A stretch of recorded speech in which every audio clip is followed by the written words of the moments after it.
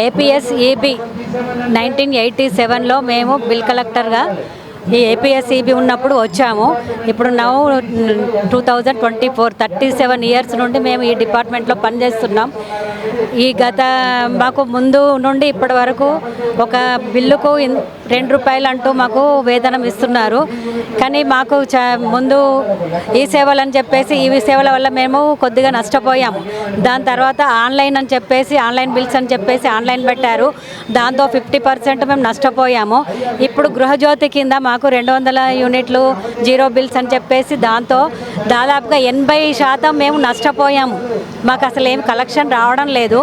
మాకు ఉపాధి కల్పించాలని మేము గవర్నమెంట్ని కోరుకుంటున్నాం. గృహజ్యోతి వలన మీరు ఎలాంటి ఇబ్బందులను ఎదుర్కొంటున్నారు?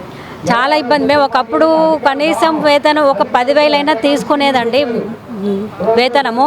ఇప్పుడు కానీ మాకు ఒక 2-3 వేలు మాత్రమే వస్తుంది. ఒక 2-3 వేలు అన్నది ఒక కుటుంబం పోషించడానికి సరిపోవు కదా. చాలా ఇబ్బంది పడుతున్నాం మేము. నేను 2003లో నుంచి విద్యుత్ సంస్థలో పనిచేస్తున్నాను. ఇప్పుడు కనీస వేతనం అనేది రాకుండా అయ్యింది మేడం.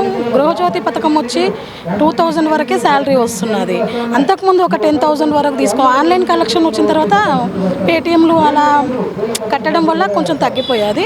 ఇప్పుడు గృహజ్యోతి జీరో బిల్స్ రావడం వల్ల 2000 శాలరీ వస్తుంది. 80% మనం ఉపాధిని కోల్పోయే పరిస్థితి ఏర్పడింది. అందుకే మాకు కనీస వేతనము కానీ ఆర్టీజీని గుర్తించడం కానీ ఏదో ఒకటి చేయాలని రేవంత్ రెడ్డి సార్ కానీ కోరుకుంటున్నాము. విద్యుత్ సంస్థలో పనిచేస్తున్న 650 మంది విద్యుత్ బిల్ కలెక్టర్లు ఆన్లైన్ ద్వారా బిల్లులు తగ్గిపోయినాయి చాలా. ఇప్పుడు మన ప్రస్తుతం ప్రభుత్వం ప్రవేశపెట్టిన 200 యూనిట్ల ద్వారా గృహజ్యోతి పథకం ద్వారా బిల్స్ 80% పడిపోయినాయి. మొత్తం బిల్స్ రావడం లేదు. మాకు ఒక పిఆర్కు ₹30 ఇస్తారు. మాకు ఒక 6-7 వేల సాలరీ వచ్చేది. ఇప్పుడు 2,000 కూడా రావడం లేదు.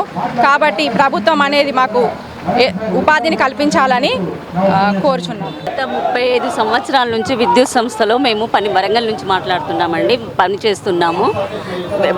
ఇప్పుడు గృహజ్యోతి వల్ల 80% మా కలెక్షన్ తగ్గిపోయింది. మాకు ఒక పండుగ లేదు, పబ్బం లేదు, సండేస్ ప్రతి హాలిడే రోజు కూడా మేము వర్క్ చేస్తున్నాము. కరోనా టైంలో కూడా మీరు చేస్తారా అన్నట్టు మమ్మల్ని బలవంతంగా చేయించారు. అయినా కూడా ఎన్నో ఒడిదుడుకులను ఎదుర్కొని మేము పనిచేసాము. ఇప్పుడు చివరికి గృహజ్యోతి వల్ల మా ఉపాధి మొత్తానికి కోల్పోయే ప్రమాదం వచ్చింది.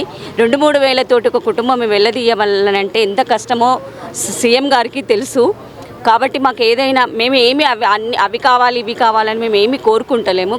కేవలం మినిమం వేజ్ రేట్ ఇచ్చి మాకు జీవో 11 ప్రకారం మినిమం వేజ్ ఇచ్చి మమ్మల్ని ఆదుకోవాలని సీఎం గారిని ప్రార్థిస్తున్నాము.